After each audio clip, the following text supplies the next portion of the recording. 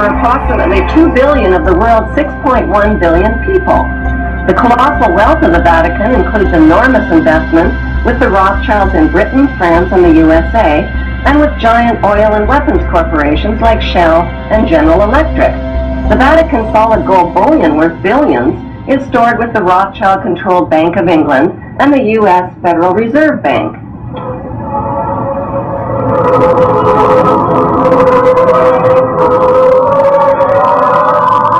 The Catholic Church is the biggest financial power, wealth accumulator, and property owner in existence, possessing more material wealth than any bank, corporation, giant trust, or government anywhere on the globe. The Pope, who is the visible ruler of this colossal global wealth, is one of the richest men on earth. While 2/3 of the world earns less than $2 a day, and 1/5 of the world is underfed or starving to death, the Vatican hoards the world's wealth, profits from it on the stock market, and at the same time preaches about giving. How did the Pope and Vatican accumulate all that wealth over the millennium? One method was to put a price tag on sin. Many bishops and popes actively marketed guilt, sin, and fear for profit by selling indulgences. Worshippers were encouraged to prepay for sins they hadn't yet committed and get pardoned ahead of time. Those who didn't pay up risked eternal damnation in Satan's oven. Pope Leo X rebuilt St. Peter's Basilica, selling tickets out of hell and tickets to heaven. During the Dark Ages, the Catholic Church not only hoarded the wealth they collected from the poor, but hoarded knowledge. They kept the masses ignorant and in the dark by denying them a basic education. More than 60,000 armed Christians were on their way to reclaim Jerusalem from the infidels. Between 1095 and 1291 AD, the Pope launched 7 bloodbaths called the Christian Crusades, torturing, burning, beheading, and mass murdering hundreds of thousands of Muslims and Jews in the name of God. The Pope's brutal soldiers were called Knights Templar, or Knights of the Temple of Solomon, and evolved into today's secretive brotherhood called the Freemasons. Between 1450 and 1700 AD, the Catholic Church followed up their holy terror with the Inquisition. Based on rumors of practicing witchcraft, the Catholic Church hunted down, tortured, and burned alive millions of innocent women at the stake. During World War II, the Vatican was criticized for supporting Hitler and his Nazi regime. To this day, the Vatican is still under investigation for plundering Nazi gold from the Swiss bank account of Jewish Holocaust victims. Over the past 5 decades, more than 1,500 priests and bishops have been identified in the sexual assault of tens of thousands of boys and girls in their trusting congregations and orphanages. Why is this filthy rich institution preaching spiritual values of poverty and chastity while cardinals, bishops, and priests cover up their crimes of sexual abuse? Why has the Church fought and resisted the compensation claims of their sexually, emotionally, and spiritually traumatized victims? Like Vatican City, London's inner city is also a privately owned corporation or city-state, located right smack in the heart of Greater London. It became a sovereign state in 1694 when King William III of Orange privatized and turned the Bank of England over to the bankers. By 1812, Nathan Rothschild crashed the English stock market and scammed control of the Bank of England. Today, the city-state of London is the world's financial power center and the wealthiest square mile on the face of the earth. It houses the Rothschild-controlled Bank of England, Lloyd's of London, the London Stock Exchange, all British banks, the branch offices of 385 foreign banks, and 70 U.S. banks. It has its own courts, its own laws, its own flag, and its own police force. It's not part of Greater London or England or the British Commonwealth and pays no taxes. The city-state of London houses Fleet Street's newspaper and publishing monopolies.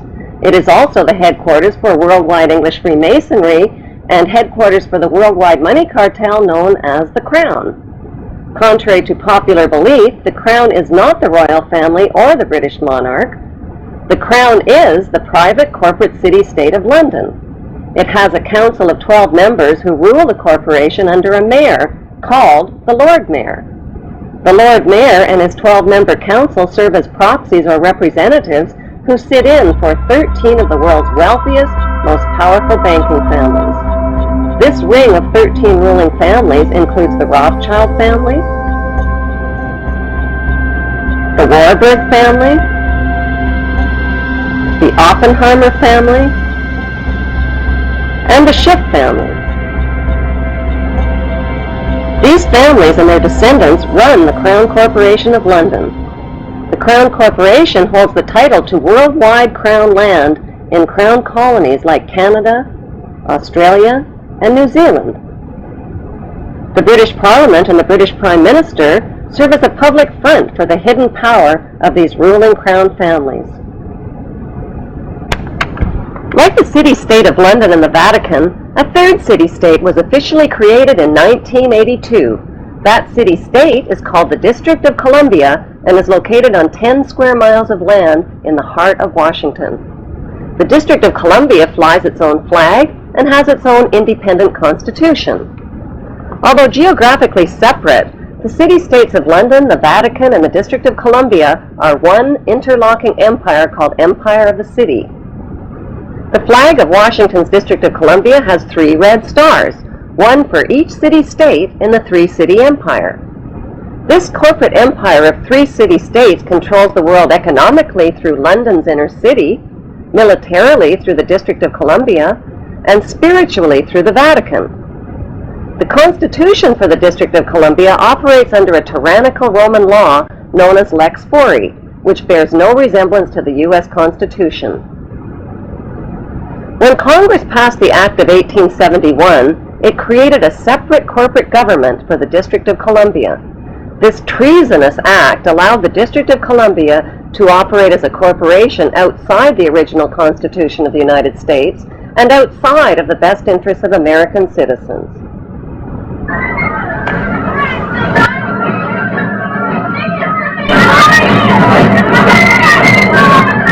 A sobering study of the signed treaties and charters between Britain and the United States exposes a shocking truth. The United States has always been, and still is, a British Crown colony. King James I was famous not for just changing the Bible into the King James Version, but for signing the First Charter of Virginia in 1606.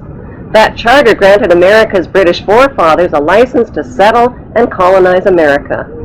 The charter also guaranteed that future kings and queens of England would have sovereign authority over all the citizens and colonized land in America stolen from the Indians. After America declared its independence from Great Britain, the Treaty of 1783 was signed. That treaty specifically identifies the King of England as the Prince of the United States and contradicts the belief that America won the War of Independence. Although King George III of England gave up most of his claims over his American colonies, he kept his right to continue receiving payment for his business venture of colonizing America. If America had really won the War of Independence, they would never have agreed to pay debts and reparations to the King of England. When Congress passed the 13th Amendment to the Constitution, the U.S. President was made subservient to the King of England. The 13th Amendment is called the Title of Nobility Amendment and forbids U.S. presidents and their officials from using royal titles like king or prince or baron. For some mysterious reason, the 13th Amendment, which was ratified in 1810, no longer appears on current copies of the Constitution. America's blood-soaked War of Independence against the British bankrupted America and turned its citizens into permanent debt slaves of the king.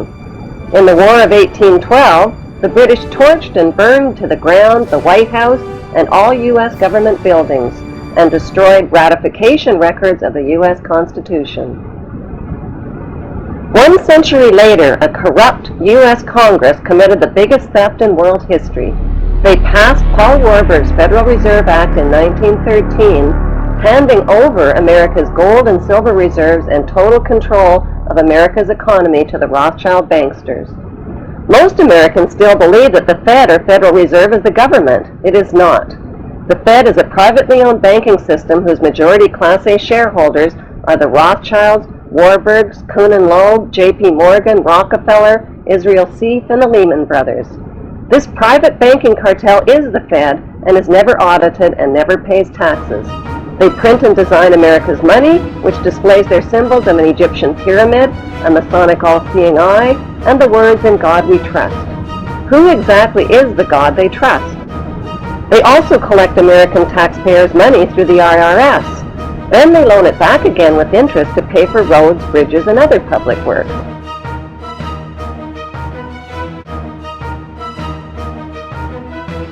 American presidents are handpicked and financed by these special interest power groups. Like George W. Bush, John Forbes Kerry, whose initials are JFK, is a member of Yale University's Skull and Bones Brotherhood. The Forbes part of John Kerry's name identifies his descendancy from Captain Robert Bennett Forbes, who was a drug runner for the Rothschilds' opium drug trade with China in the 1800s. Most U.S. citizens believe that the United States is a country and that the President is the most powerful man on earth. The United States is not a country. It is a corporation, and the President is President of the Corporation of the United States. He and his elected officials work for the corporation, not for the American people. Since the United States is a corporation, who owns the corporation of the United States? Like Canada and Australia, whose leaders are prime ministers of the Queen, and whose land is called Crown Land, the United States is just another crown colony.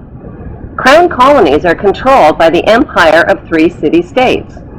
At the center of each city-state is a towering, phallic-shaped stone monument called an obelisk that points skyward. In D.C. city-state, the obelisk, known as the Washington Monument, was dedicated to Freemason George Washington by the Freemason Grand Lodge of the District of Columbia. The secretive Brotherhood of Freemasons laid the Washington obelisk's cornerstone in 1848 and contributed 22 Masonic memorial stones. 250 Masonic lodges financed the Washington Monument obelisk, including the Knights Templar Masonic Order. At the heart of London city-state is a 187-ton, 69-foot-tall Egyptian obelisk called Cleopatra's Needle. It was transported from Egypt and erected on the banks of the River Thames. In Vatican City, another Egyptian obelisk towers high above St. Peter's Square.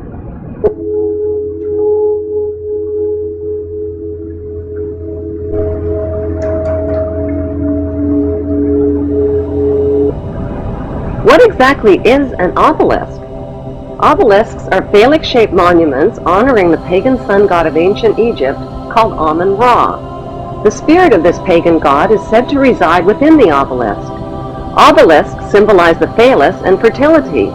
At the base of the obelisk is a sunwheel circle symbolizing the vagina.